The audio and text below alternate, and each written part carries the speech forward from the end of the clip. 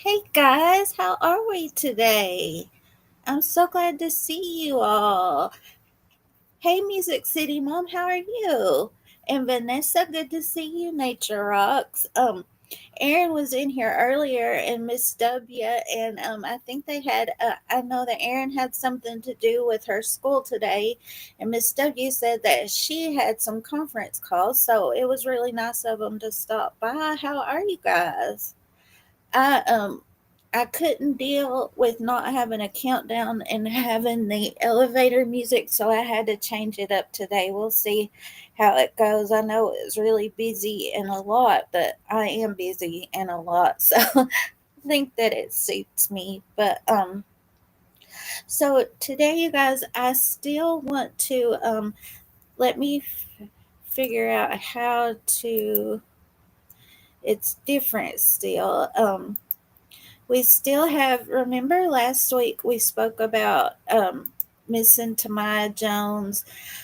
As far as I can tell, she still hasn't been found. Remember, she's the little girl that's missing from, she's missing from Vista Maria, the girls' home in Michigan. And I do have one thing that I want to correct. Somebody in my comments on my last video, they said that when the news came, they were only allowed in two buildings because they have to keep the privacy of the girls. And I was thinking, well, on Vista Maria's Facebook page, they show the girls a lot. And but I went and looked, and they do have their faces covered up with hearts and stuff like I usually do before I learned how to blur, and so that did make sense. So I did want to correct that, guys. That's probably why, but it is. She is 5 feet 3 inches tall and 130 pounds, and she has black hair and brown eyes. And she was last seen wearing khaki skinny jeans, a tan top, and a red hairpiece. And she was last seen on April 22nd. And it still hurts my heart, you guys, that when Tasia went missing from the same girls' home, they had an $8,000 reward for her and press conferences and things like that. But I haven't seen anything. It's not the same with Tamai, and that hurts my feelings. Okay, Nate, I hope you have a good day. Thank you for stopping by. I think it's really kind of you guys to stop by. I totally understand, and I appreciate you guys thinking about me anyways. Um, and so she's still missing, and at the end, if we have time, Vista Maria did answer some questions on their website, and so we can look over those too. And I also wanted to show you guys, I have been looking into this case too. She is Tiffany Slayton, and she is a dialysis technician and a travel dialysis technician. And she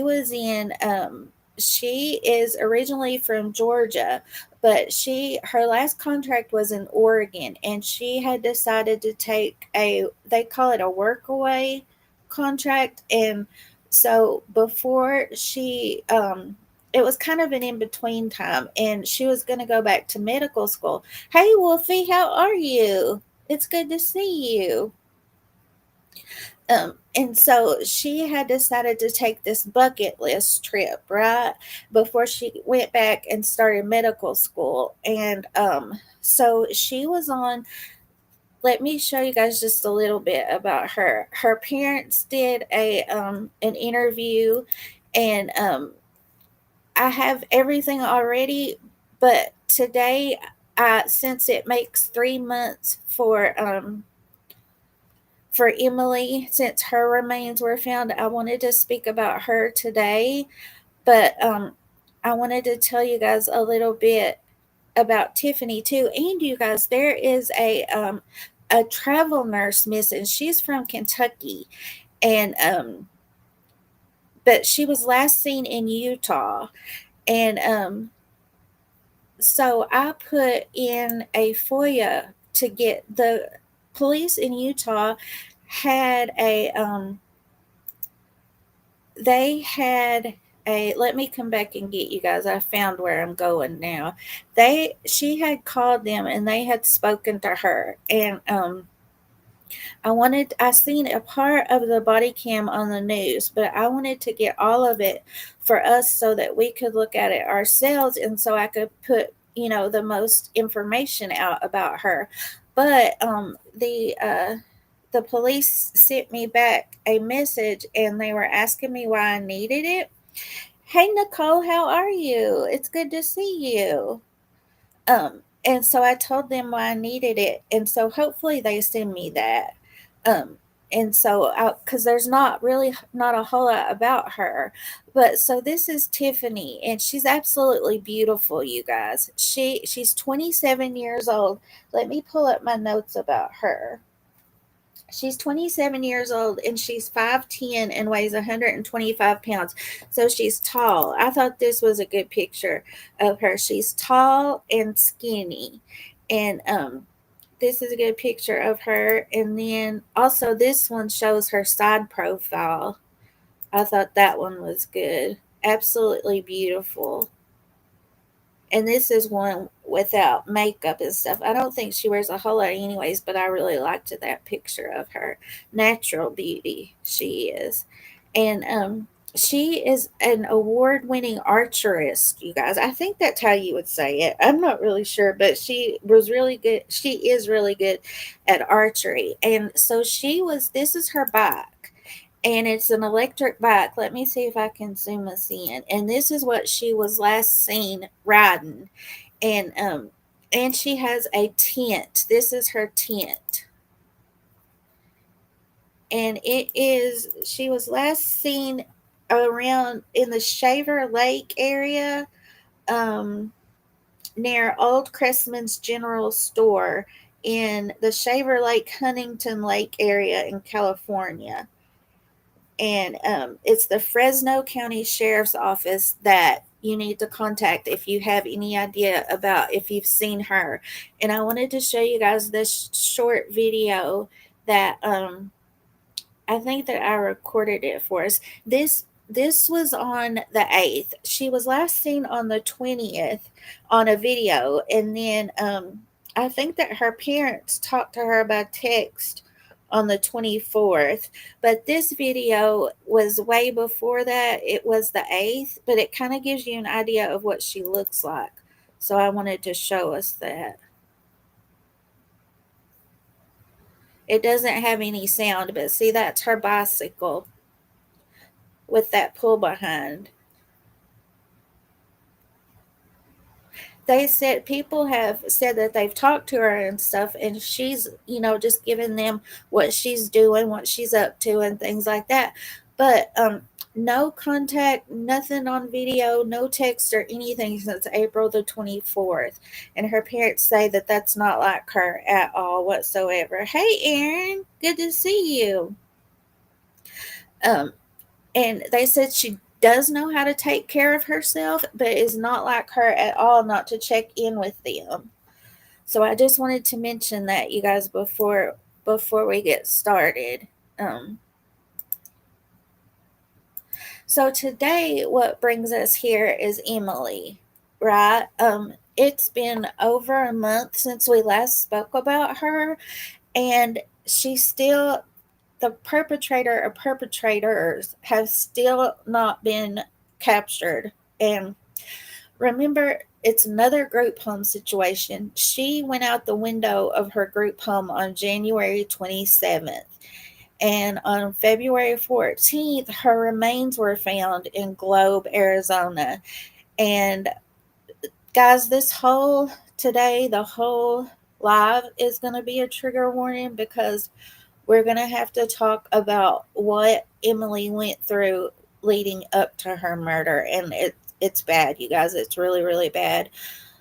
And even, she was found dismembered. And they still haven't found her hands. And so she needs justice. She needs it now. She needed it yesterday. And so that's what I wanted to talk to you guys about today. The remember the San Carlos Apache Tribe? They did offer a $75,000 reward, and I think it was last week the FBI have now added to that, and they're offering their own $75,000 reward. I put this poster. I made a community post about it just a few minutes ago. So if you guys could share this, I would greatly appreciate it. You don't have to share my channel or my information or anything. Just share this poster. And yeah, and the numbers are also across my ticker on the bottom of my screen and also in my description. So I would really appreciate that, you guys. So I wanted to tell you we've done 2 live streams about her so far, and I have a playlist if you guys want to check those out before you check this out, or whichever way, it doesn't matter. But I'm going to be adding this one to it too, and then the next video I pray that we can add is an update saying that the perpetrators are caught. Okay, you guys, so now we didn't know how Emily, what brought her to the group home the last time we were here, I don't think. And so I want to start there. It is, so let me get us back on track here to the right folder. And you guys, some of the articles that I'm going to show you, everything was mixed together. Like it would repeat the same things. And so just to figure it out better in my mind, I screenshot the articles and put them in folders so that I could understand in my brain. I think that I might have some ADD. I haven't been diagnosed or anything, but I can tell with focus and how it's easier for me to focus and to learn and retain information and things like that. So this is the way that I did it. But remember, this is little Emily. This is one of my favorite photos of her. She loved pink, sparkly, anything sparkly. She remember she was wanted to be an artist and go to college. And I learned a few more things about her since we were here the last time. Her family described her as fairy-like. They said that she would go around and just leave happiness everywhere that she went. Let me see here. And she had a cat, and her cat had passed away, and she was begging her family to get a new one. So she was a happy-go-lucky girl, right? But they said that and this, I found this photo of her when she was younger, and I really like this one too. Hey, hippie chick, so good to see you. And you brought Kathy with you. Good to see you guys. How are you? Um, yeah, nature rocks. I do. I totally get you. Yeah, I sure do. Um, and so I really like this picture of her too. I love her hair like that. And then this one, it's a little video that I found on her mom's Facebook, and she's joking about her cousins, and we can kind of hear a snippet of her in this. To Rhea. Hi Rhea, I wanted to say that. Okay. Say something to Rhea. Hi Rhea, I wanted to say that I miss you so much, and I really hope I'll try to see if you can come visit me next time. I'll keep bugging them about it so that you can come see me. And that I love you so much, even though you might say that's gay, but I still love you. She always says that whenever I say I love you. She says, "Ew, gay." She says something like that. But yeah, I love you, and I hope you're doing good. And yeah, just have a good rest of your day. Yeah, I love you, and have a good day. I noticed I'll have to come back and get you guys to make it bigger. Let me see here. That should make us bigger. Okay, so we have to go back to about 18 months before her murder. And in the beginning of 2023, she was there was a sexual assault. And I learned that if a sexual assault happens on a reservation, that if the child is 13 or under, the FBI handles it. But anything 13, a child 13 or older, or if it's a misdemeanor, I don't know why they added this. It seems like all essays should be felonies and not misdemeanors. But they said that, hey, Chroma Chronicles, good to see you. How are you? Thank you for coming by. Um, Nicole says this video just makes me feel sick, heartbreaking. It does. It really, really does. It reminds me of my niece at that age. And my niece is 25 now, and all that she's accomplished, that's 10 years from the age that Emily was, and all that she's accomplished in that, even just that time, Emily won't get the chance to do that. And it's just, oh, I don't know. Um, oh, guys, before that we get into that, about her past and what brought her up there to the group home, I wanted to tell you guys that Emily's Law was just signed by the governor, and but you guys, they call it Emily's Law, but there had to be some amendments. I don't know if you guys saw that or not, but they had to amend it because they called it Emily's Law, but the law wouldn't have even helped kids her age. It was for people 18 to 64. It's an alert, like an Amber Alert, but I think they call it the Iroquois Alert. Nicole, you probably know more about this than I do. Oh, guys, Nicole, she has a really good she works a on Facebook, and they share indigenous flyers every single day. And so if you guys could check out her Facebook, I would really, really appreciate it. They do great work over there, you guys. And they also have a YouTube channel. And check it out too. I'll drop that for you guys. I think that's the one it was, but they do great work too, you guys. Cases like these do not get the attention that they deserve. So I wanted to tell you guys the good news first. They have signed that. Oh, and also today, you guys, I don't think that we're going to be live when it happens. It's at 4:00. It's at 1:00 Arizona time. So in about 2 hours, I believe they're going to a legislative.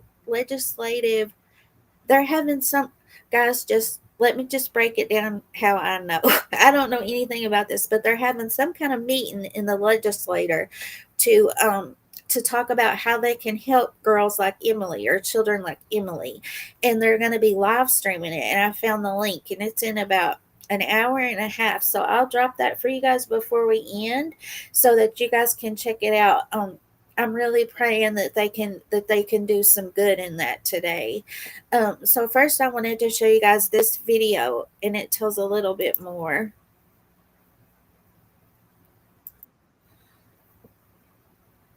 And I think that this is her aunt that's speaking at the beginning. And her aunt and uncle, her dad's brother and sister, they have became they've taken up the reins to be Emily's voice a little bit.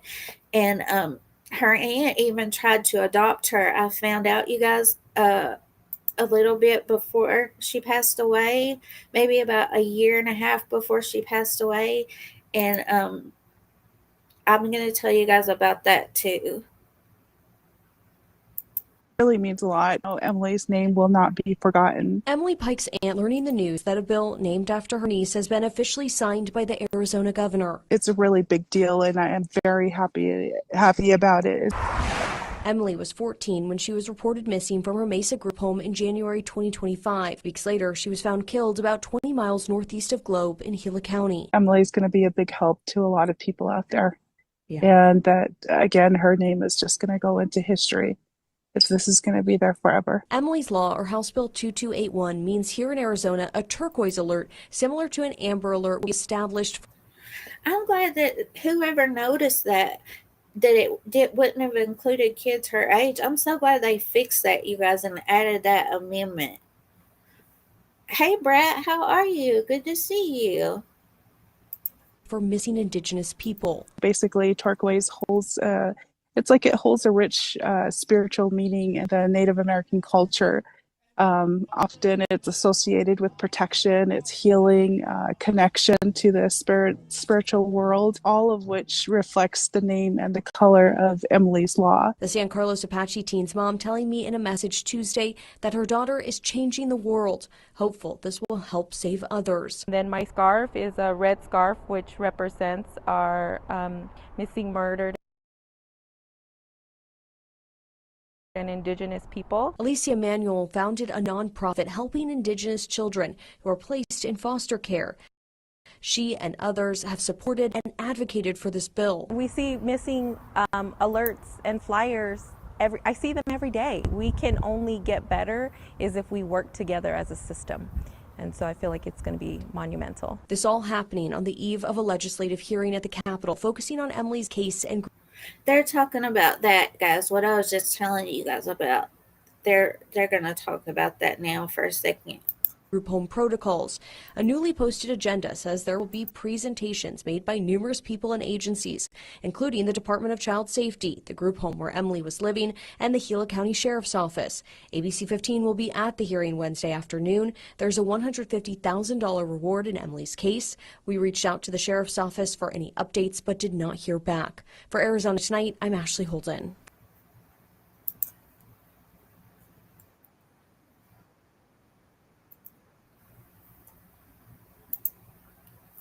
Yep. So that's what I was telling you guys about at the beginning. That they're gonna do that today, and let me get that link for you guys so that I don't forget, so that you can watch it on your own time. It starts at 4 o'clock Eastern, so about an hour and a half. Hang on, just 1 second. I got it. Links everywhere, guys. There it is, and I think that's where you can watch it live if you want to. I'm hoping some good comes from that, you guys. Emily is gone, so that's the best that we can hope for, is for some good to come from it now, and for her perpetrator or perpetrators to be caught, and for nobody else to get hurt. That one video that we watched, they said that by the profile that they feel that this person could hurt somebody else, definitely, if they haven't already. And so now, you guys, that's the good news. Now I want to tell you guys the bad news and go back to how Emily ended up in the group home. It was the beginning of 2023. And like I was telling you guys, there was a sexual assault. And let me pull up my notes because I want to get this right. It was on the Fort Apache Indian Reservation. And like I told you guys, the FBI investigates the SA of children 12 and under. And the BIA investigates 13 and older or any misdemeanors. But the suspect, for some reason, he wasn't prosecuted in Emily's case, but he is charged with two other. He was indicted in 2024 on counts of aggravated SA, abusive SA, and SA of a minor, and his trial is next month. One of the victims listed, it does say they're between 12 and 16 when the crime occurred, but so I don't know if they said that wasn't Emily, though. So this dude is sick, whoever he is, because he obviously hurt 3 girls at least, and his trial is next month. I don't know his name. Hey, Trisha Talks, good to see you. How are you? Kathy says, I remember reading about Emily's Law. That's incredible. Today is the day. Yep, it really, really is. Yep. And guys, hopefully a lot will come from it too, because today makes 3 months since she was found. It's a good sign. And so after that, in July, Emily and she was assaulted again, you guys. And this time it was a relative and it was behind her house. And so I want to read to you guys. She lived in a mobile home with her mother and her brother. And let me see here. Her mother, brother, grandmother, aunts, and others. And this is the way they described it: a loose collection of trailers off a dirt track littered with broken bottles, piles of trash, and brambles nearly head high. Relatives said the family home had spotty plumbing and holes in the roof covered by tarps. And that description in my head, you guys, it kind of brings to the mind of Lily and Jack and what their home kind of looks like. And we don't judge by that, you know. I don't like people judging their parents like they are, but that's a whole nother issue. But it just reminded me in my mind that's probably what it looked like. And she was found, the way that the author in this article that I'm going to read to you guys, the way that they have pieced this together is, when Emily's grandma, her other grandma, not the grandma that lived with her, her other grandma, she met the cops at the place where Emily was found deceased.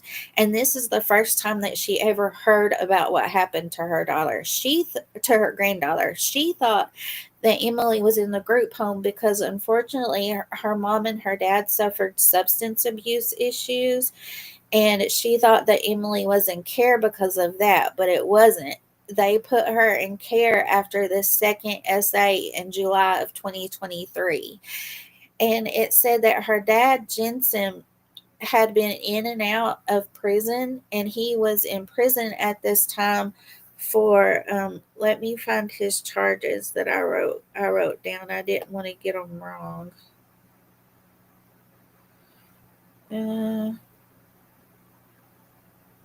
He was incarcerated on arson and criminal damage charges. So she had it rough, you know. And in July of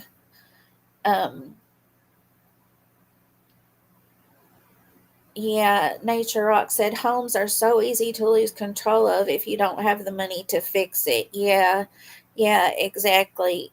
And we haven't seen, like Lily and Jack, I don't think we've seen the inside of their home. You know, it's easier to take care of the inside, you know, for women than the outside if you don't know how and if you don't have the money, like you said.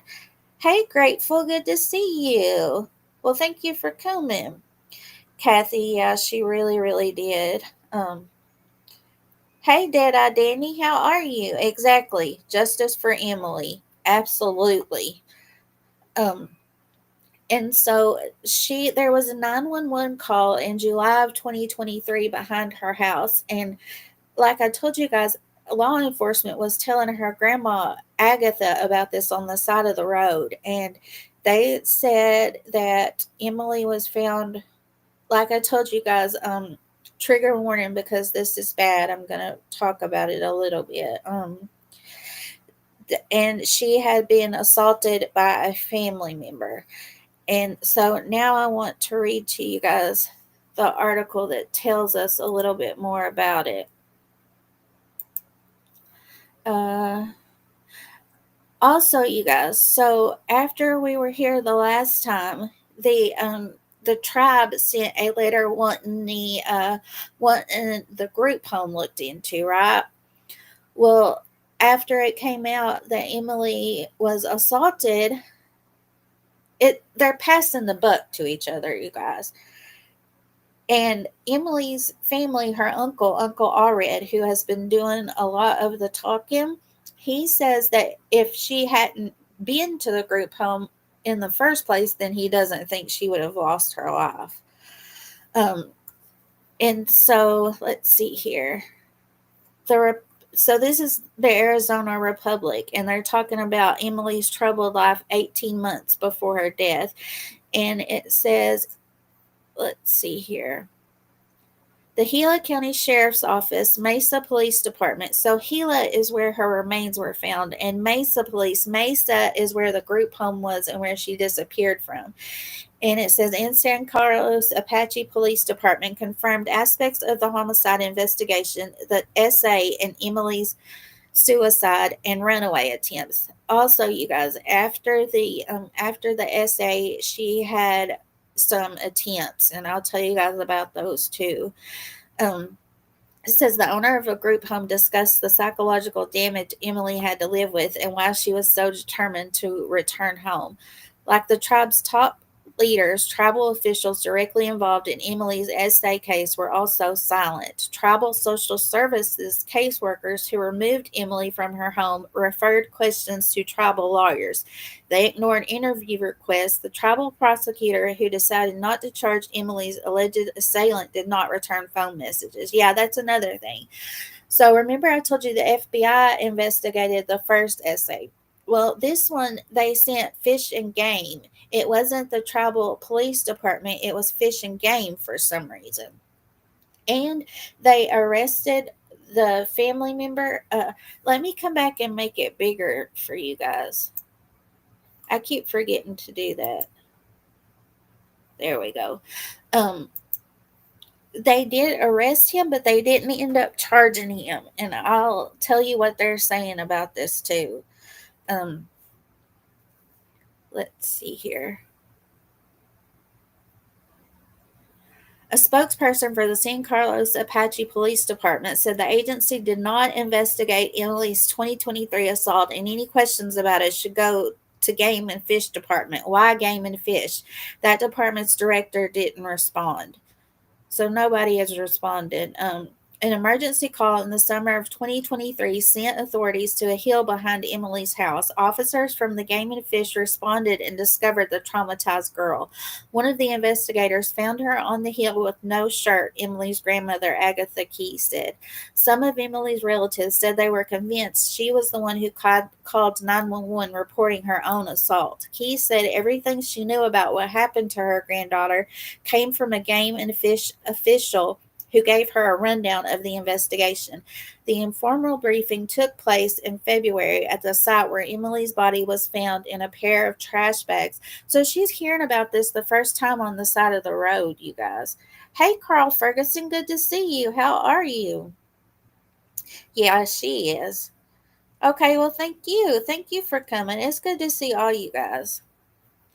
The informal briefing took place where she was found at milepost 277, later marked by flowers, stuffed animals, and a banner reading Justice for Emily Pike. Key said the officer showed her the spot where Emily's remains were covered and told her about the assault. I didn't even know. I didn't know nothing about it until she went missing. After that, I found out what that had happened to her, Key said. I was upset and pretty mad. Well, rightfully so, you know. The Game and Fish officer told her that after finding her granddaughter, officers launched an investigation and notified tribal authorities about getting Emily help, Key said. Officers identified and arrested one of Emily's relatives in the assault, but no charges were filed against him, she said. The alleged assault may have been a visitor to Emily's home before and after the assault, she said. And they're not naming who it was. Tribal authorities have offered no explanation for why Game and Fish, also referred to as Recreation and Wildlife, led the investigation into the assault instead of the police department. However, park rangers and game wardens often have some of the same training, certification, and arrest powers as police officers.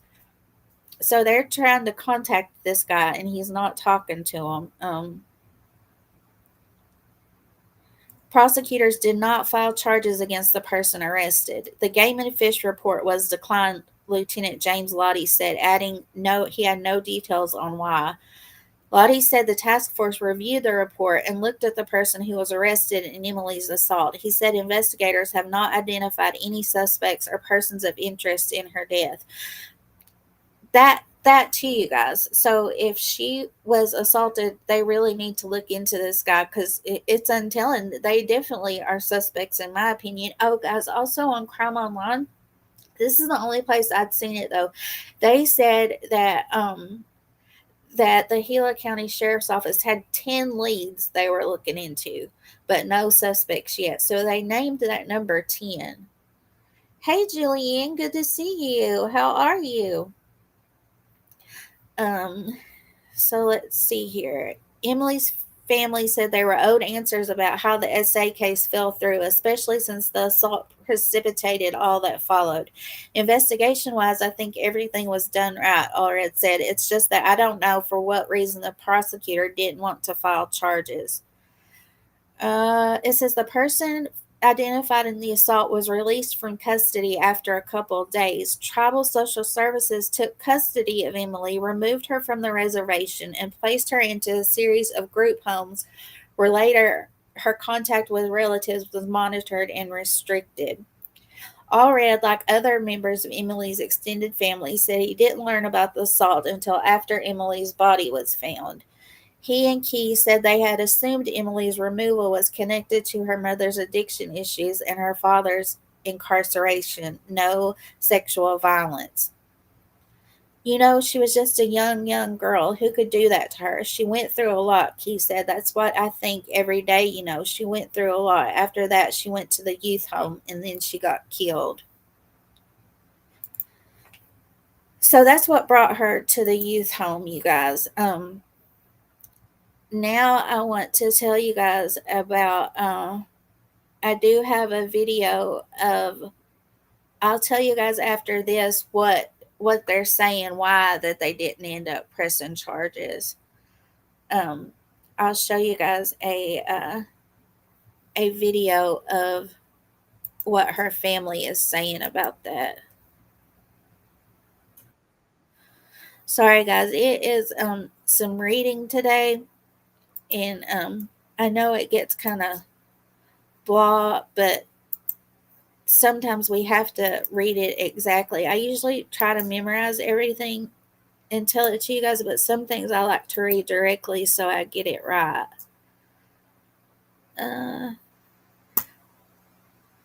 Okay.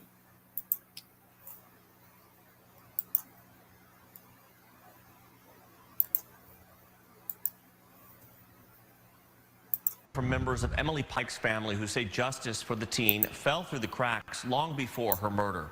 The 14-year-old was sent to live in a Mesa group home, but then ran away in January, and her body was found a month later near Globe. Fox 10's Nicole Christine has more on the family's efforts to find answers. Well, good evening, Mark and Ellen. As you know, this is a story that our team has been covering for months, trying to find answers ourselves as more details of Emily's life continue to surface. Today, her family telling me that they are in favor of federal intervention in order to get her murder case solved.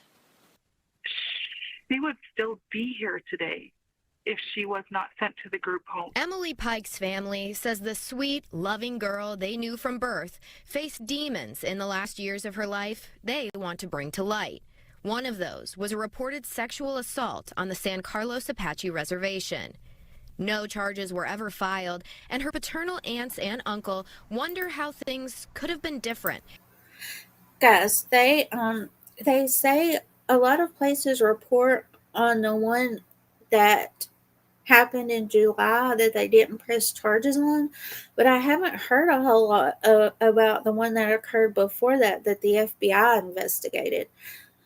But bless her heart, you guys, that age 14 is such a hard age anyways. And then we heard about her parents, what they were going through, and then to go through this too, just bless her heart, you guys. I got you, Carl. No problem.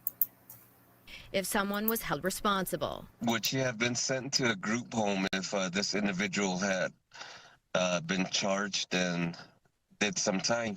The family says any investigation now into the alleged sexual assault does not detract from the homicide case. That murder investigation is happening off the reservation, and with what happened with her on the reservation, that's a different jurisdiction to whereas the tribe has the jurisdiction and the authority to look into what happened and why that case fell through the cracks.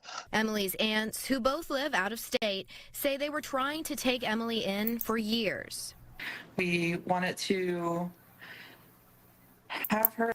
Since this has come out, the tribe has put out a statement saying they're going to have a special investigation into why it wasn't prosecuted. But after this, I'll read to you guys what the other authorities are saying. They're still passing the buck, in my opinion. Guys, is that even the right saying? I get my sayings confused sometimes, but I think that's what I'm meaning. I think that's the saying. But that one time I was trying to think of red tape, like who wants to go through all the red tape bureaucracy, but I said pink tape. But I hope you guys feel me either way. Live with us and just give her the love and just be there for her.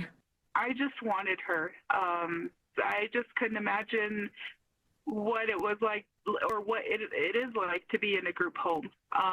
A lot of things crossed my mind. Carolyn sharing that a suicide attempt by Emily at the group home in late 2023 forced the issue for her. That they had told me what had happened with the shoestring and the closet incident.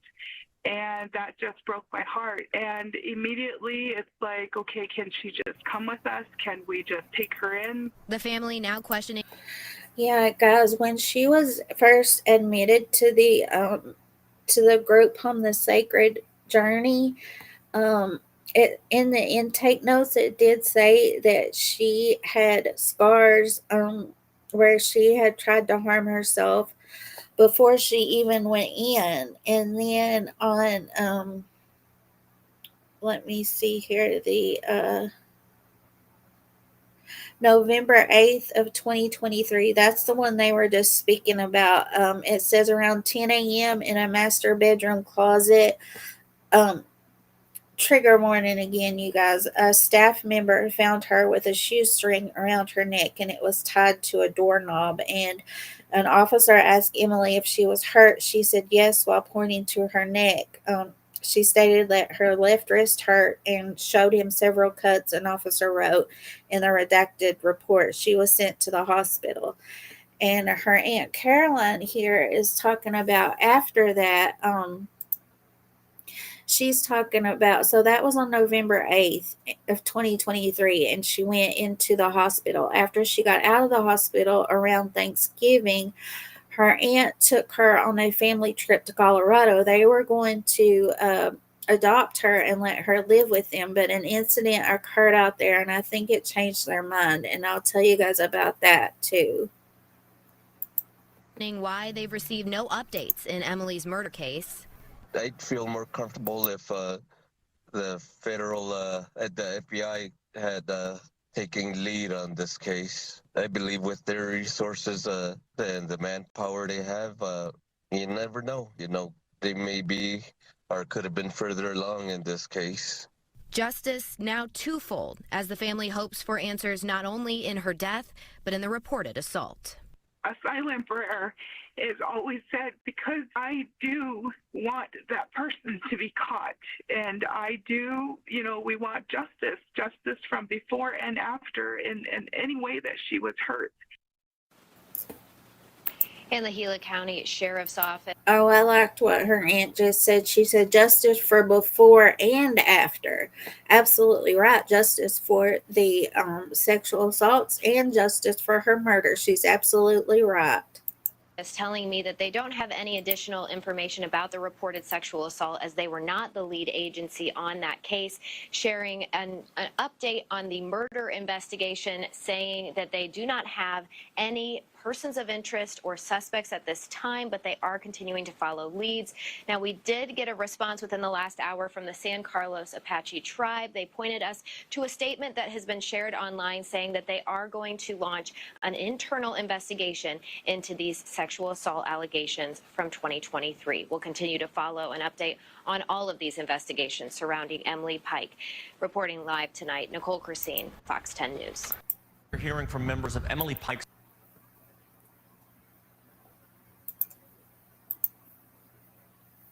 So that's what her family, they think, if those essays, of course, if they were prosecuted right, that, and she wasn't sent to the group home, then she would still be alive. And I cannot blame them for having that feeling. I am with them about that. So now I want to show you guys what they're saying about why they closed Emily's essay cases. I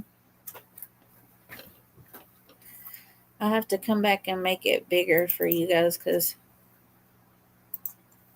well, I got to share it at all. I didn't share it at all. Okay, now I got to come back and make it bigger.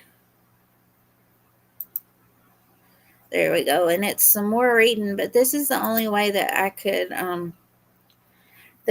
find. There wasn't any videos really. So let's see here. Days after Emily Pike reported being sexually assaulted on the San Carlos Apache Reservation in 2023, a federal investigator was ready to close the case for lack of evidence. A special agent with the Bureau of Indian Affairs who had interviewed Emily said the 13-year-old, you guys also, so she was barely 13. If she hadn't have been 13, the FBI would have investigated it. Remember what I told you guys? So that's awful too, because maybe if the FBI had investigated, they would have pressed charges and not let this dude loose, So it says, who had interviewed Emily said the 13-year-old could not answer questions about the attack and offered details that could not be independently verified according to the interviews and records. Well, maybe she was traumatized. You can't remember specifics when you're traumatized,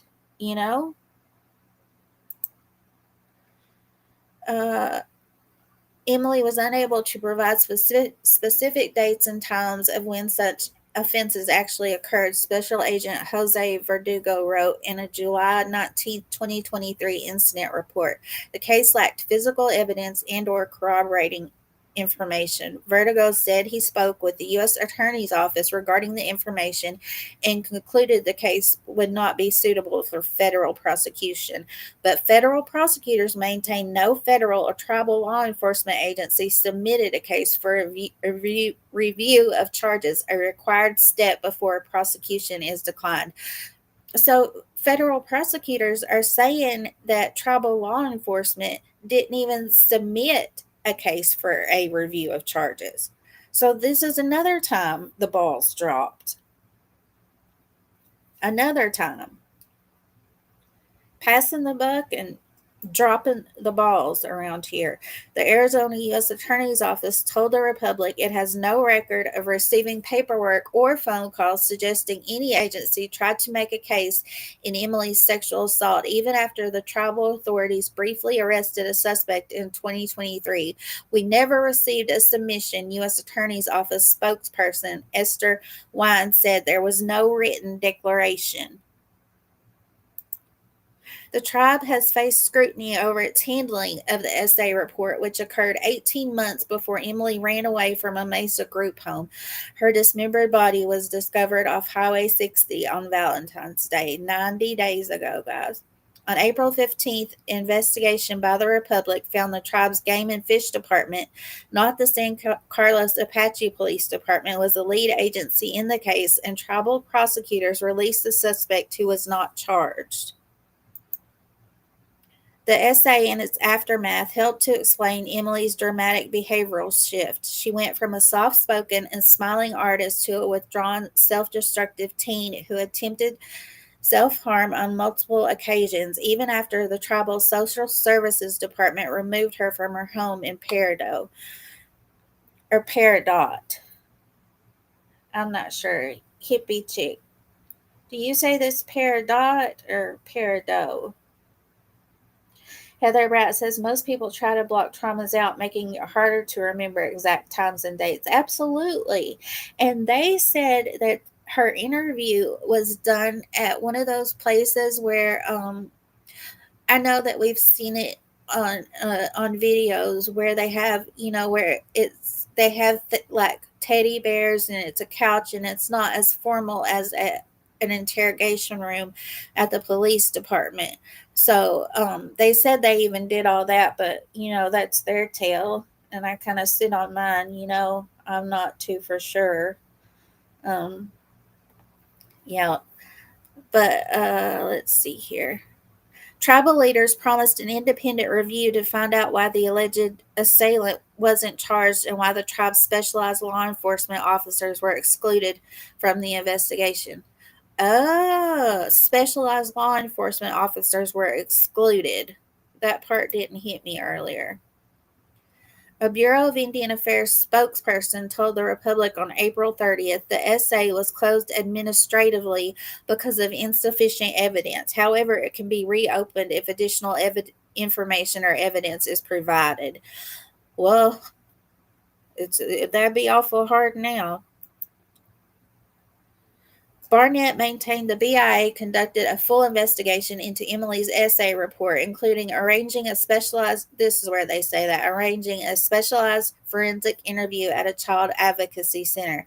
He said the BIA coordinated its investigation with federal and tribal prosecutors and the Tribal Social Services Department. He declined to describe the role each played in the case or say if each agency was involved in the decision to close it. The tribe's Game and Fish Department referred all questions to Alexander Ritchie, San Carlos Apache Attorney General. Ritchie, in an April 24 phone interview, blamed the U.S. Attorney's Office for refusing to prosecute and said any suggestion otherwise was absolutely false. Well, how could they refuse to prosecute when they said they didn't even receive anything about it? So they're just blaming each other, guys. That's what it sounds like to me. Ritchie said he dealt directly with Assistant U.S. Attorney Thomas Simon on Emily's case, but Ritchie provided no documentation of their communication. The U.S. Attorney's Office disputed Ritchie's claim. We have heard that allegation before, Wynn said, adding that Simon has no records relating to a submission in Emily's essay assault case and can't recall any official conversations about it.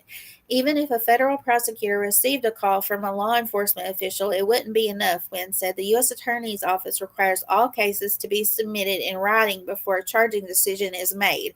There's no record of that happening in Emily's essay case, she said.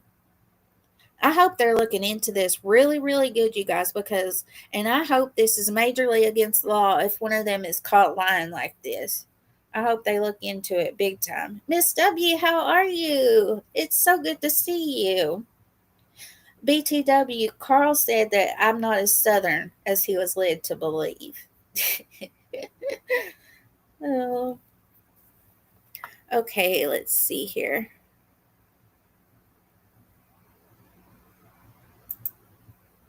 Tribal authorities are almost always the first to respond to criminal calls on tribal lands. They work hand in hand.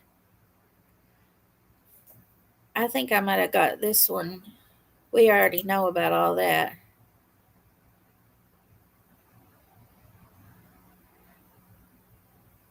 The finger pointing among federal and tribal agencies underscores what Emily's relatives describe as systemic failures in the tribal social safety net and why so many agencies were unable to protect her.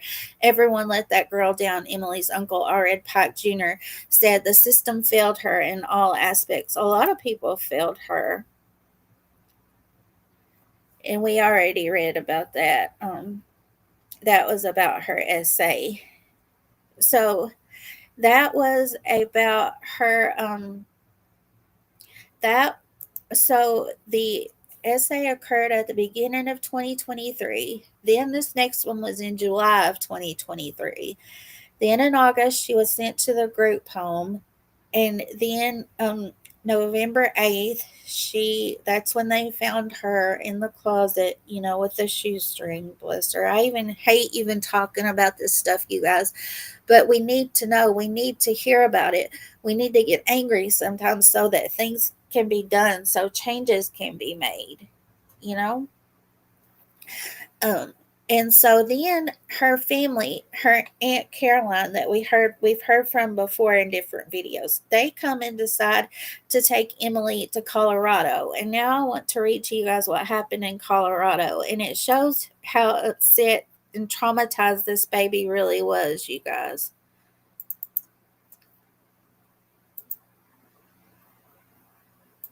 Okay, it says at the time of Emily's self-harm, relatives on her father's side of the family were working on a plan to adopt her. Emily's aunt, uncle, and grandmother said they knew she had been removed from her mom's house for safety and that she was suicidal, but they had no idea why. Emily's mother and others weren't talking, they said. They decided to get Emily out of the group home and focus their energy on a Thanksgiving trip to Colorado, Wyoming, and Utah, where she could meet other relatives and discuss moving, Emily's aunt Carolyn Pike Bender said. One thing that bothers me is people saying, where was the family? Why hasn't the family come forward? How come the family didn't take her? Pike Bender said. We loved her. So we asked that question too. Remember, you guys, we were wondering why she was in a group home in the first place, why that family didn't take her. But this will show you that they really tried, you guys. At least on her father's side of the family, they really did try. Less than a month after Emily was discharged from the hospital after the November 8th self-harm attempt, her relatives arranged with Emily, the group home, and tribal social services to pick her up for an extended holiday. They had no idea how it would end. Pike Bender and her husband, a police officer, talked to Emily about moving temporarily into their Fort Collins area home. She said Emily seemed excited by the idea. Oh, I bet she was excited, guys. Hey, Sunday, good to see you. How are you? Are you at work today?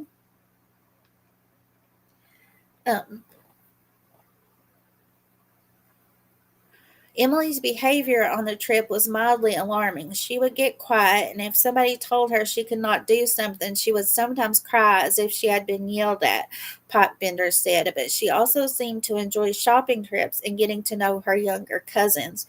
When she was herself, she was her normal self, where she is just kind of bubbly. She talked, just a typical normal teenage girl, Carolyn said. A disagreement over makeup on the day after Thanksgiving set off a chain of events that would end with Emily confronting a police officer, being admitted to a hospital, and flying back to Arizona under Morales' care, according to interviews. Morales is Elizabeth Morales, who was the leader of the group home Sacred Journey, where Emily would run away from on January 27th. Oh, well, that's good. That's really good. I heard that after what happened here when she was in the hospital, they couldn't get a hold of her family, anybody to come and get her. So Morales flew out there and brought her home. So I am thankful for that. I have read some more about Morales. She was talking more. And I know that we were really harsh on the group home at first, you guys. And I do think that changes definitely need to be made. But they passed their when their license was checked and everything. They passed that stuff, and I just feel there could be worse homes out there. And maybe just because I'm thinking about the home about Vista Maria that we talked about last week. So maybe I'm thinking they're just a better choice than that, you know. Pike Bender remembered the cold and the snow. It was 18 degrees and the clouds were menacing. The family was at a mall preparing to see the Taylor Swift Eras Tour movie.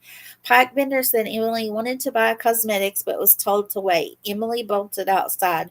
Pike Bender, her sister, and her mother spent 2 hours searching before calling police. So I think that Pike Bender is talking about her mother, Agatha Key, who is Emily's grandmother. They canvassed stores, talked to customers, showed her picture to security guards. They worried Emily might have run off into that Rocky Mountain night. They located her inside an indoor trampoline area. An officer arrived to find a quietly defiant Emily refusing to leave. Pike Bender said the officer talked to her for several minutes, but Emily would not budge. Pike Bender said she finally pulled Emily out of the chair. As they were walking outside, Emily demanded to be taken back home or to the group home. We tried talking to her and reminding her, you know, Emily, we're here for you. We want to do what's best for you, Pike Bender said. The cop was holding her by the arm, just trying to escort her out, and then she turns around and reaches for the gun. Emily's voice was soft, but her words were not, Pike Bender said. Emily said she wanted to, end herself and would see her relatives in hell. You guys, I feel like if her Aunt Carolyn had known about what happened to Emily before she went to the group home and had been given more resources, that they could have handled this situation better, and in all of this, it wouldn't have gotten to this point. They had no idea why Emily was in the group home in the first place. And I feel like if they would have known, another chance where things could have been different. The officer handcuffed Emily and called for an ambulance. She was transported to an Aurora hospital where she would spend most of the holiday. Pike Bender said she tried calling tribal social services, but officials did not immediately return her calls. She reached Morales, who flew to Colorado, met the family at the hospital, and booked herself and Emily on a flight back to Mesa. It was the last time Pike Bender saw her niece. In my head, I had Emily as when she was 10, Pike Bender said. In my mind, I have this sweet little girl and everything before that. The 12-year-old she was at that time, I didn't know who that was.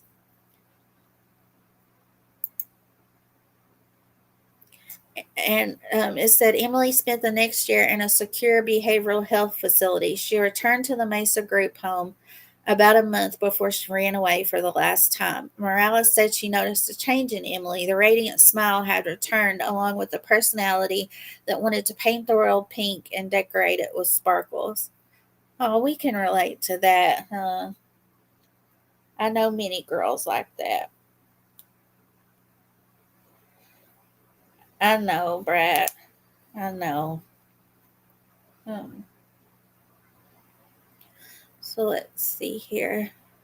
Emily was more focused and talked about going to college. She hoped to pursue art, one of her many passions. She still wanted to go home, Morales said. Her biggest worry was for her mom. There was a lot of worry there. She said Emily missed her family and friends and was determined to take care of her mom, who was still living with relatives in the Peridot home. Emily believed she could help. So they believed that that's where she was trying to go to when they believed that. So she spent that year after the Colorado trip, she spent that in the behavioral health center, and she returned to the group home just a little bit before January 27th when she would run away for the last time. And Morales says that she believed that she was trying to go to look for her mama and take care of her mama. So that is, hey NorCal Jim, how are you? It's good to see you.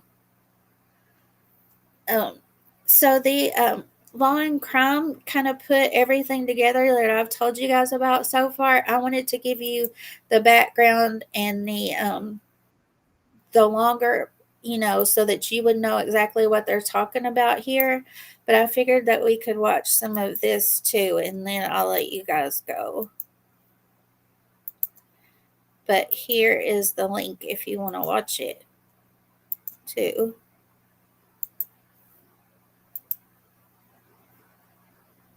A report of a teenage indigenous girl being sexually assaulted by a relative that supposedly was never prosecuted. What ends up happening? This girl, Emily Pike, vanishes from her Arizona group home, only to later be found dismembered and stuffed into trash bags. I'm going to break down the latest bombshell details of this tragic case, from the allegation of sexual assault to an escape that turned deadly. Welcome to Sidebar, presented by Law and Crime. I'm Jesse Weber. Okay, we have an update on a story that we covered a few weeks back. On January 27th, 14-year-old Emily Pike vanished from a Mesa, Arizona group home. And according to a report from Mesa police, the group home manager called police and reported that, quote, Emily left out of her bedroom window and has not returned. The window screen was pushed out from the inside. And the thing about that is, it was actually a familiar scene because, according to police, Emily had run away before.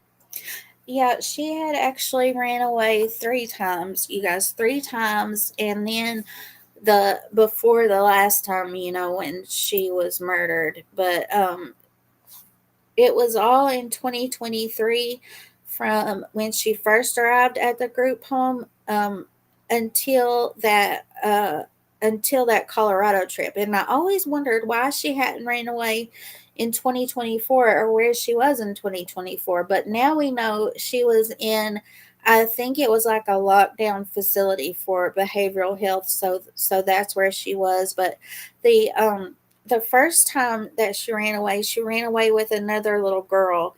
And they had, one of them had a phone that was taken the night before, and they were located at a playground not too far away. And it said, she told them they did not want to go back to the group home because they make them work by scrubbing walls, baseboards, window sills, and even getting on their hands and knees to scrub the grout on the tile. But they ended up going back. But one child, it's not clear who, told officers they would run away again if taken back, and she would rather go to jail or live with her grandma. And that was on 9/11/23. Then on 9/20/23, she was reported missing. But when officers were on their way to the call, they actually saw her and recognized her. And she said that she was uncomfortable there when staff argued with other residents, but she ended up going back. And then on 10/31/23, staff called and reported her missing, saying she had left on foot, but just a few hours later, they called back and said she had returned. So those were the times she had ran away in the past, you guys. But so what makes it different? What makes the, hey, Tony, good afternoon. Good to see you. So what makes it different in January, the last time she ran away? What happened then that she ended up, in trash bags 60 miles away? What was different this time? NorCal Jim says these group homes need some serious oversight. It will never happen because that would cost money, not make money. Yep.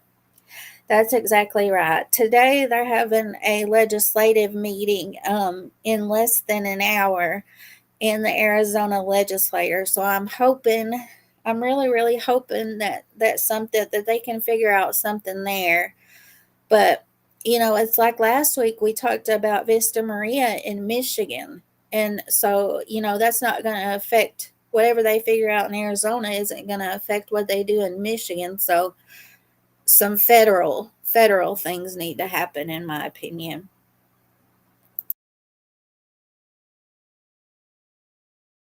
Only this time, she wouldn't come back. According to police reports, Emily had a pattern of running away from Sacred Journey, Inc., the Mesa group home where Tribal Social Services from San Carlos Apache Reservation had placed her. And the group home manager, Cathay Montano, told police that Emily had fled multiple times, including to nearby Fitch Park. But officers didn't find any trace of her that night. Emily's last known outfit, this pink and gray shirt, was noted in the file. She also had no cell phone, no means of calling for help. And then on February 19th, the case took a grim turn. Bureau of Indian Affairs agent contacted Mesa police reporting a Jane Doe was found on the Gila County reservation who matched Emily's description.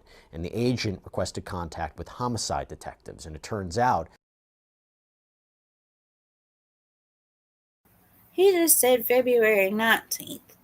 And I know for a fact she was found on February 14th. Maybe that's when Gila County contacted Mesa and said they thought that she could be a match, possibly.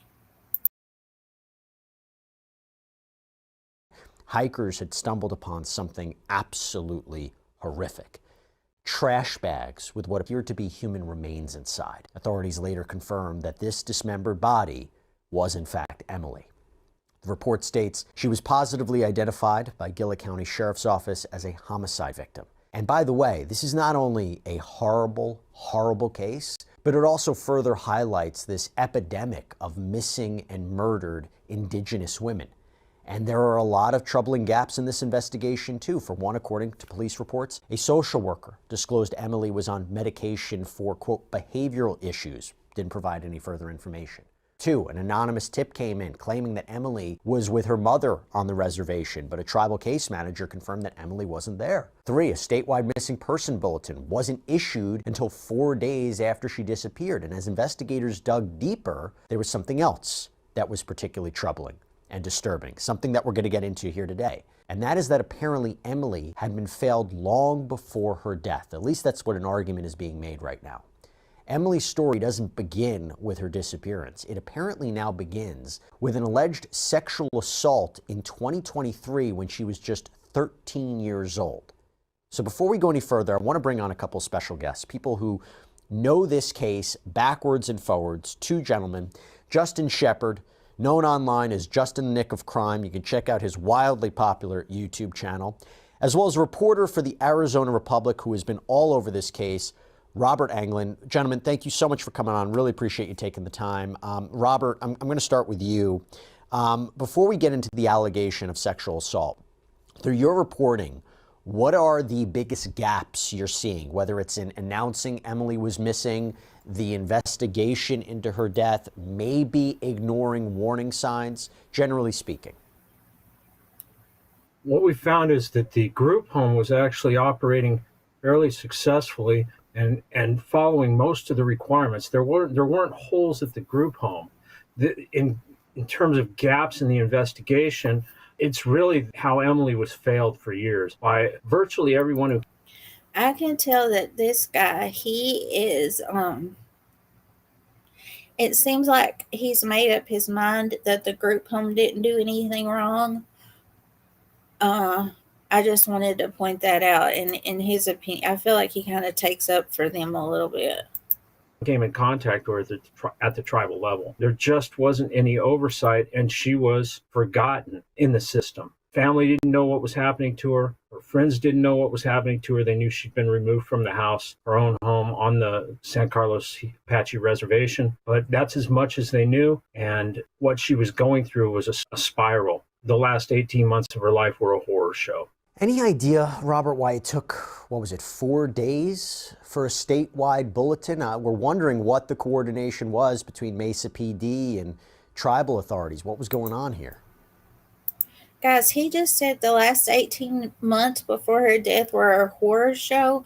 And what did we hear last week about Vista Maria, the group home where Tamaya is missing from?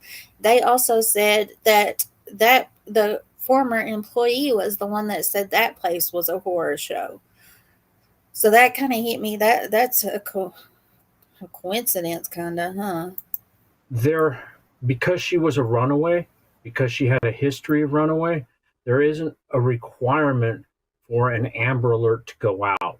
Police, in fact, what we found was that kids from group homes run away all the time. This group home in a 3-year period had 30 kids who had run away. Well, there were 30 reports of runaways. They were 18 kids, of which Emily made up 4 of those instances. And because it happens so frequently, there is no state law that requires a bulletin to go out or a missing persons alert.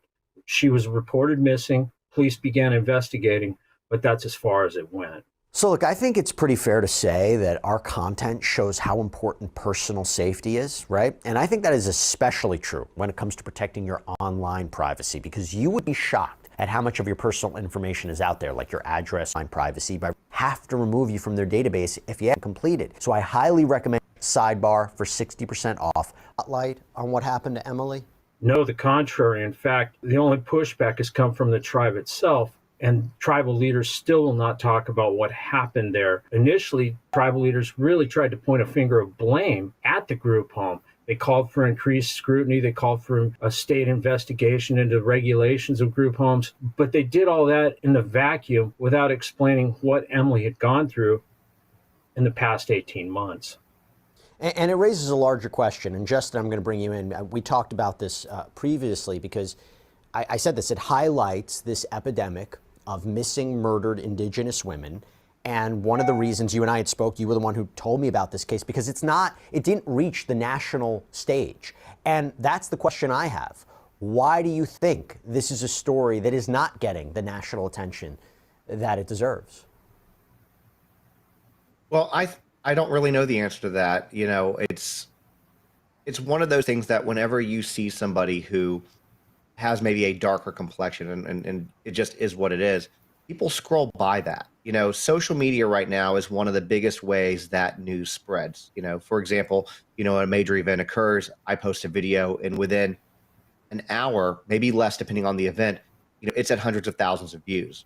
People tend to just scroll by when it's somebody who is missing or a story about somebody who was brutally murdered, that you need to bring awareness to this if they are a person of color or of a darker complexion. And there's not a good reason as to why that happens. It doesn't matter how.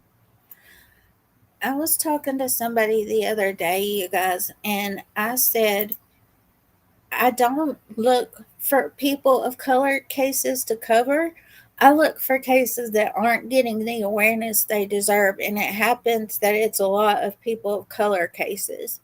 And that's definitely not right, but it's been going on for years, and we all know this. We can't hide from that fact. So we need to do better. We absolutely need to do better about that too. We have spoken about, you know, Justin was just saying, you know, that if you have darker skin that you don't get the coverage you deserve, and we've covered a lot of those cases, and I wish that there was a solution to that. Jim says, richest country in the history of the world, but we can't take care of and protect our own children. Disgusting. Yep. Yep. Brad, you're right too. We're veterans who fought for our freedoms. It's maddening. It really, really is. It really is, guys. Awful. How many people create those videos, how many people create those stories, they continue to be just scrolled right past. Now, with Emily's story in particular, it's garnered a little bit more steam on social media than a lot of other cases. And I think part of that is because of, number one, the brutality of it, also her age. But when it came to her specifically, it really started blowing up with the Indigenous creators, more so than your more mainstream creators. And it wasn't until, you know, I started covering it and encouraging other creators to start covering it. You have the family of Gabby Petito talking about it, which obviously brings a little bit more awareness to it, because when they talk, people listen. But it really is a struggle that we as creators are hard pressed to overcome. And I know that even in mainstream media, it's hard to get people's attention when it comes to somebody like that. And I don't know how to really change that narrative. It's a shame. It's a problem. I mean, there's no other way to explain it. And I wonder, with what we're about to talk about, this allegation of sexual assault from 2023, if this changes everything. So Robert, or this brings more attention to it. So Robert, talk to us about what we know of this allegation of sexual assault from 2023. In the summer of 2023, there was a call from a hill behind Emily's house.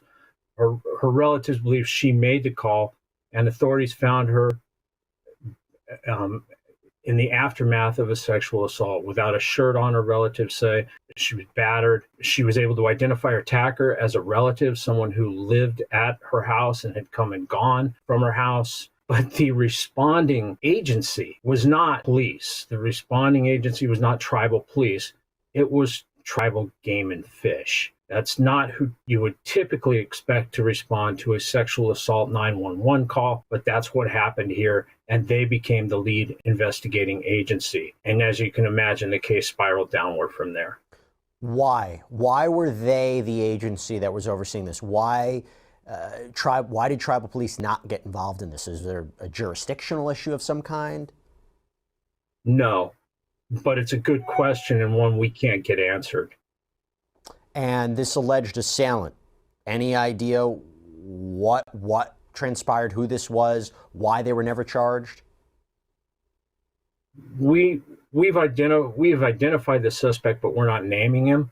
And he was arrested, apparently spent a couple of days in jail. When the next tribal agency became involved, that would be the tribal prosecutors. And they made a decision not to charge this person in Emily's sexual assault. We have no records to explain why. Nobody from the tribe will talk about why. And so they dropped the case against him, released him from custody, and that is where Emily's suicides began, the suicide attempts. Before we get into that, Robert, let me just ask you, set the record straight. Is there any evidence, based on your reporting, your investigation, that ties this allegation of sexual assault into what happened to Emily, her death? Not directly. I've interviewed the Gila County Sheriff's Office, and they say they are aware of the sexual assault report. They've reviewed it. They have it. They have looked into the person in that who was charged and released, or who was not charged and released, arrested and released. And they say they don't have a suspect right now. They don't have a person of interest, and there's nothing suggesting yet that he may have been involved in her murder, but they haven't ruled him out. Justin, what are your thoughts on this after what we just talked about, 5 minutes ago, about perhaps how these cases are treated differently? This is odd. This is weird. It is odd. And the other thing that I notice is, typically speaking, when you have crimes committed against Indigenous girls and Indigenous women, it's usually people coming onto the tribal land who aren't normally there, committing these and then going off the tribal land, the reservation. And because that's how it typically goes, there becomes jurisdictional issues like, should it be tribal police? Should it be the FBI? Should it be local police in the area? And this seems pretty cut and dry. This happened, according to what we know, by a relative of Emily. It happened on tribal land. It was investigated. I use the term police very loosely in this because it was fish and game, which makes no sense to me. And it's just one of the many, many failures that we seem to see when it comes to missing and murdered Indigenous women or crimes against women that happen on reservations, that there's never follow through. They're not as important. And I realize that there's partial budget issues. There's a lot of things that go into it, but this seems pretty obvious. You have evidence there. If she made the call herself or was willing to interview, somebody was arrested just to let him go with no reason. It makes no sense to me. And perhaps, and last thing I might say, without maybe jumping to a conclusion here, maybe had the justice system not failed her, maybe she wouldn't have felt that she needed to take her own life or run away or get in the situation that she ended up getting herself into. I agree, Justin. I agree.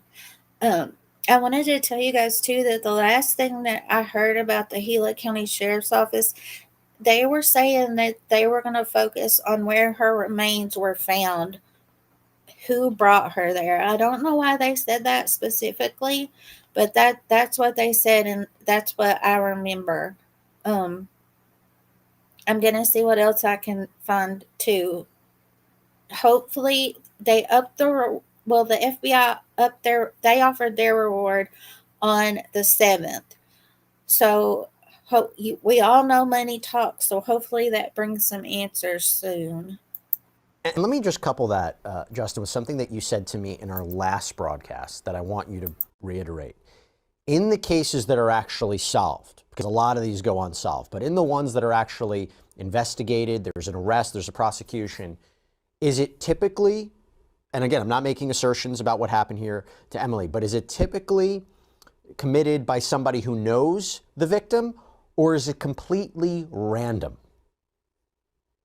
I can't remember my stats on that. I did have that, but I think that it's typically, it's somebody that they know, but typically it's because those people are on that reservation. So even if it's not typically somebody that is within the Native American community, the Indigenous community, it's somebody that's coming in who has garnered trust with the people who live on the reservation, and they might be there temporarily for work or what have you, and then do what they need to do there. They commit their assaults and they leave, and there's really no repercussion. That's the scary part that I was left with. And now, by the way, so the department's director never answered a lot of these questions. And after Arizona Republic reporters reached out to inquire what's going on here, the tribe announced, as we were talking about, on April 14th, that it would conduct its own investigation. A statement from the tribe reads, the tribe is now addressing serious concerns about the handling of assault charges Emily Pike made in 2023.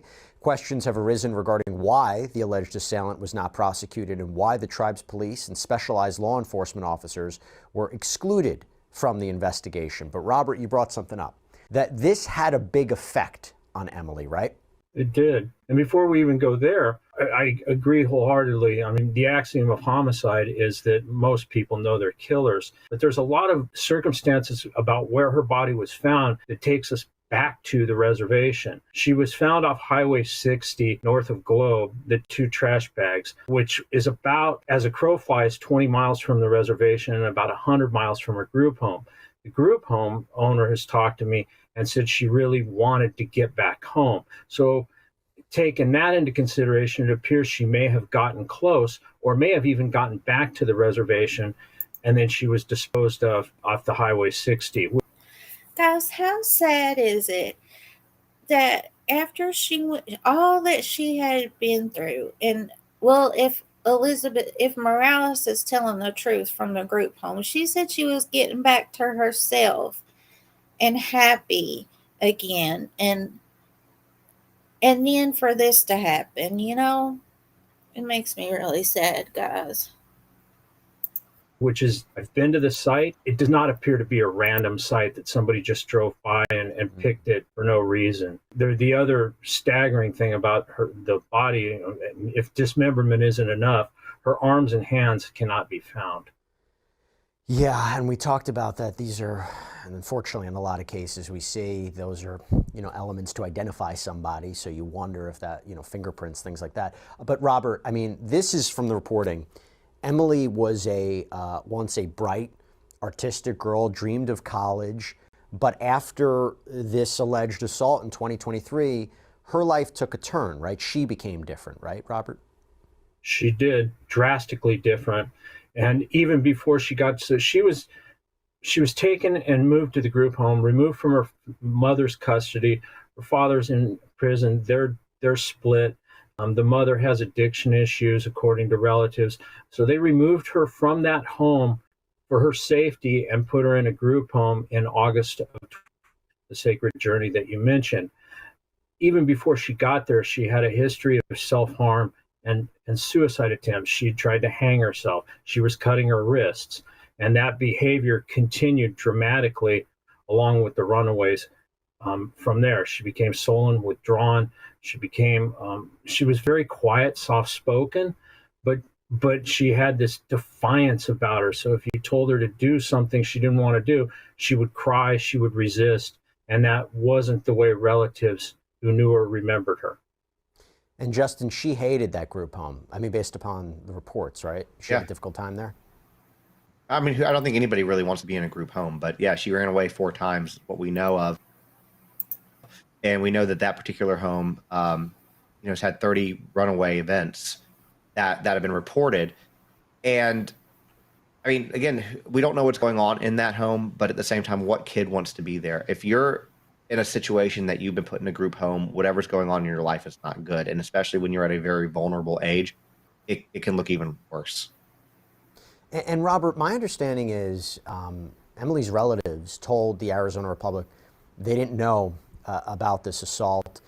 They thought she might have been removed from the home due to her mother's struggles with addiction, or reported struggles with addiction. There was an effort to adopt her, right? What happened there, Robert? Yeah, her uncle, her grandmother, her aunts, all had. That's the Colorado trip that I was telling you guys about. Had no idea that she'd been sexually assaulted. In fact, they only learned about it after her death. The family went up to the site where her body was found.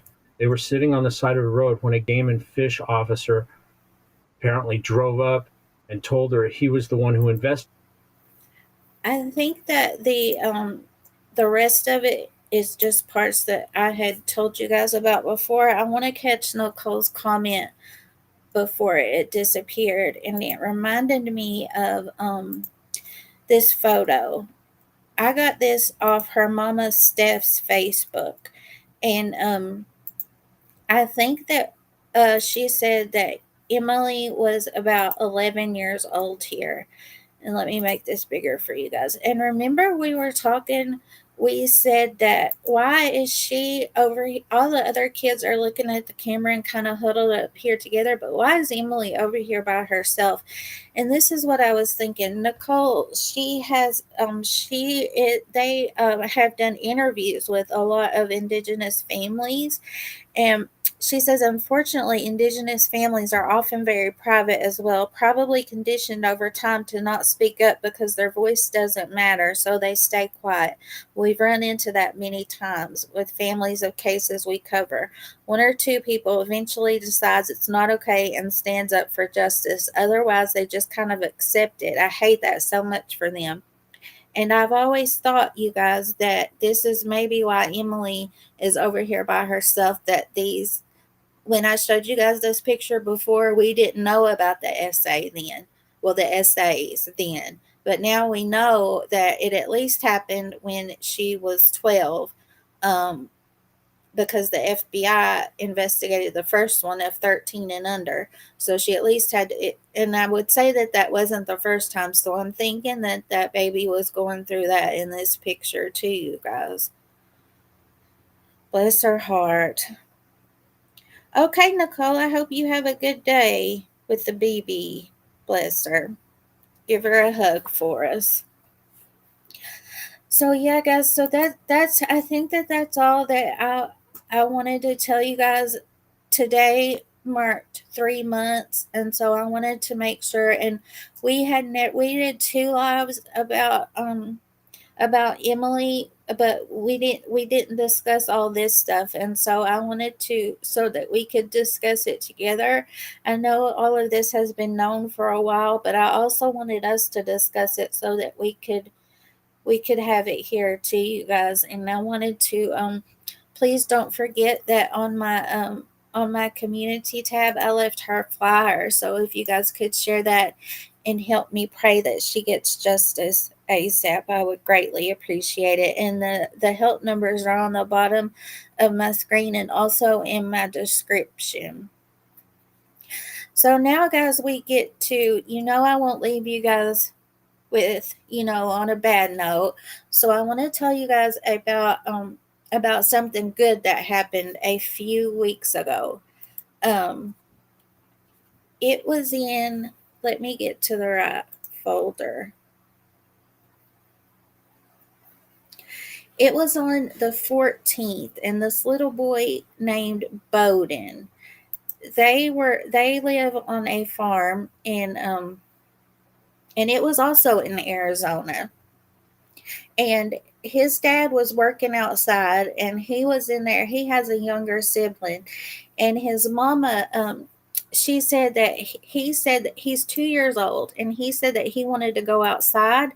And by the time that she finished changing the baby's diaper and she got outside, he was gone. She said that they called family members and they searched for about an hour, and they decided to I'll share this video with you guys. And after the whole family searched for about an hour, that they called law enforcement.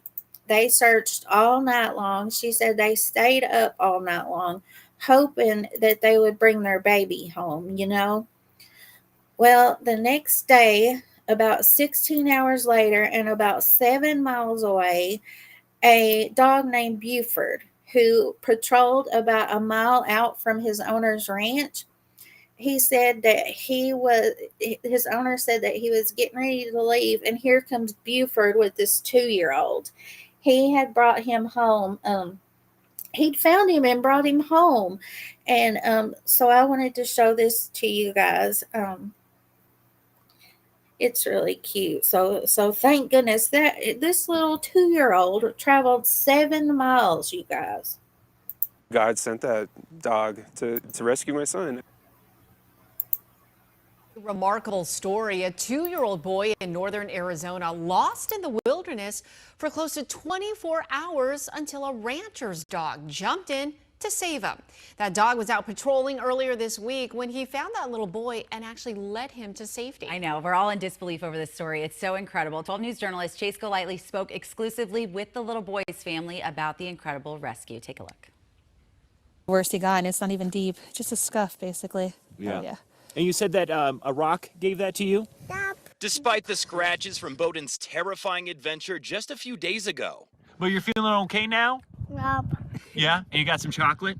The 2-year-old is happy to be back home with mom and dad. It's just unreal, and it's unbelievable, and it's a miracle. With his parents, Corey and Sarah Allen, holding him tighter than ever before. Feels like a gift from God. On Monday, they were at A gift from God. Guys, look how rugged this terrain is out there. This looks like nothing like my holler. I tell you that. It's and how thirsty he would have been. We get so thirsty too, but little bodies, they probably dehydrate way faster than us. It's an absolute miracle. At their home just west of Seligman, Corey was working on the roof and Sarah was taking care of their 1-year-old. She heard Bowden walk outside, but when she went to go get him, And I started calling for him, and he wasn't answering. they started searching all over their property. It started getting more intense every minute, And so I'm just freaking out. Calling in family to help, but still no sign of Bowden. I looked at her dead in the eye and I said, he's gone. Their minds going to the worst case scenario. The tears are still coming when we think about it. After an hour, they called the Yavapai County Sheriff's Office to search for their 2-year-old son. But even after the sun went down, Bowden was still gone, out in the wilderness surrounded by rugged terrain and dangerous creatures like mountain lions that roam here. Did you guys get any sleep that night? No, absolutely not. I was just crying all night. I didn't even know how to process. I looked at his empty bed in the middle of the night, and I'm like, this isn't real. How is he not here? How is he out by himself somewhere in the dark, alone? How is that even real? She just said she looked at his empty bed that night, and how is he not here? Well, thank goodness she didn't say that if he didn't turn up, because they would have prosecuted her. The public opinion would have said she would have done something foul play. It's like the worst living nightmare parents could ever feel. The massive search consisted of helicopters, 4x4s, and dozens of volunteers. And it wasn't even a human that had protected my son. But after 16 hours, Bowden was found 7 miles away.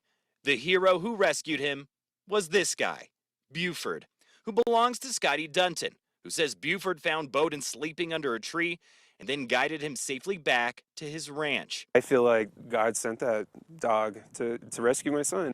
That morning, the Allens got the call they had been waiting for, saying it's nothing short of a miracle. It's like he's here, he's healthy, he's fine, like nothing ever happened. It just still feels like a dream. The dream of having their son back home safe, now a reality, never wanting to experience the nightmare of losing him ever again. It's never going to happen again.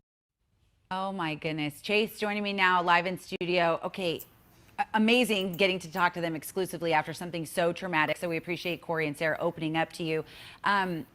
Any insight on how they believe the boy to have traveled that far? Well, I mean, that's the whole crazy thing about this, is going such a long distance away. But when I was speaking with them about it, they said, hey, all this kid does is go outside and play. He's like a little Tarzan. He doesn't have any screen time. He just goes outside and plays.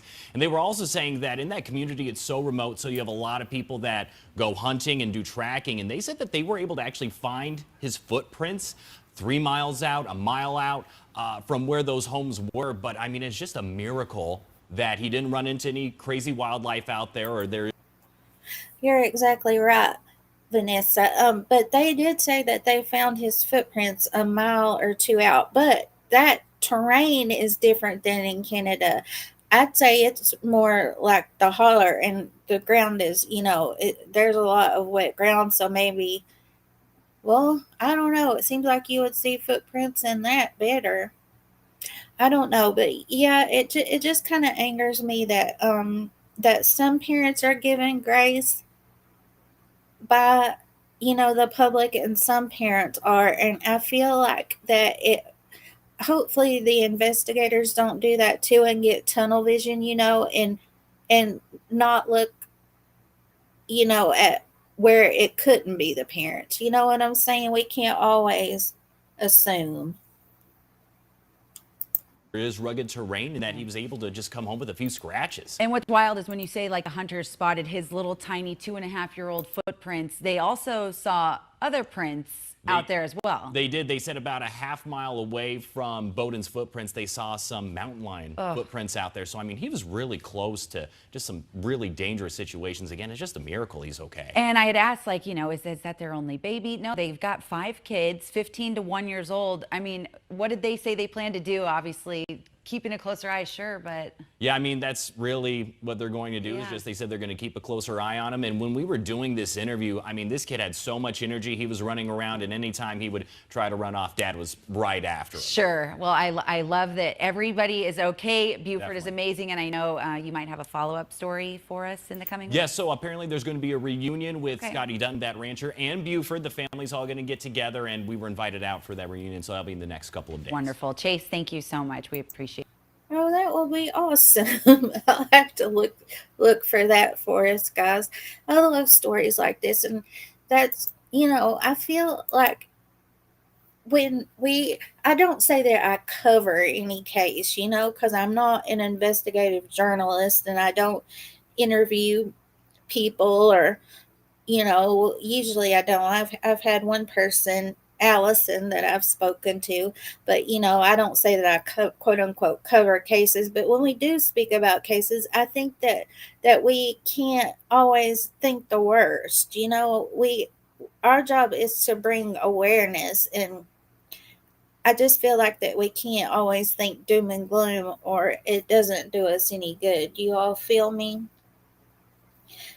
Yeah, that's so true, Vanessa. She says they can disappear in a second, even in Walmart. Yeah, absolutely. Okay, you guys, I want to mention one more thing to you before I let you go.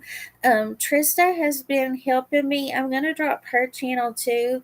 And if you subscribe to her, you'll get her community post. And every week when I do my community prayer post, she has been helping me and doing the more, like I tell you guys, I don't know my Bible 1/10 as well as I should, but she knows her Bible really well. And so she's been helping me quote to do the you know, the resource part of it better. And this week, you guys, it was so good. We spoke about having courage in the face of fear, and she did really, really good. She says something in her post. She said something like, don't fear the unknown, make the unknown fear the God in you, you know, and that's so very true. So I dropped her channel, and NorCal Jim says, I like that you end on a good note. There are good things in this world that should get noticed as well. It gives us hope. Yes, that's exactly what I try to do, Jim. Thank you. And so there's Trista's channel, and then I also want to drop Van's channel. She's Nature Rocks in here, and she's been posting a lot of she always posts good pictures, you guys, but it's getting spring now, and her garden is looking great. And I don't know if she put any pictures of that yet, but she always does such good things, you guys. You guys need to check her channel out. But thank you guys for coming to hang out with me today and listen about Emily. And thank you to my mods for helping me too. I really, really appreciate you guys. Oh, okay, Van. She says, y'all come holler at me over and read Timmer's live this week. Please be safe in these storms coming. Yes, Vanessa is a moderator over there now, and she always keeps us up to date and keeps us safe. And are they supposed to be headed my way, Van? You'll have to keep me updated. I trust Vanessa before I trust my own. She usually gets to me and warns me before my local weather app warns me, or, you know, that girl's name that I can't say because mine will go off and yours will too, her, before she even warns me about anything. Vanessa does. Okay, I love y'all, and don't forget to say your prayers and take your vitamins like always, and I love you all, and I'll see you next time. Bye-bye.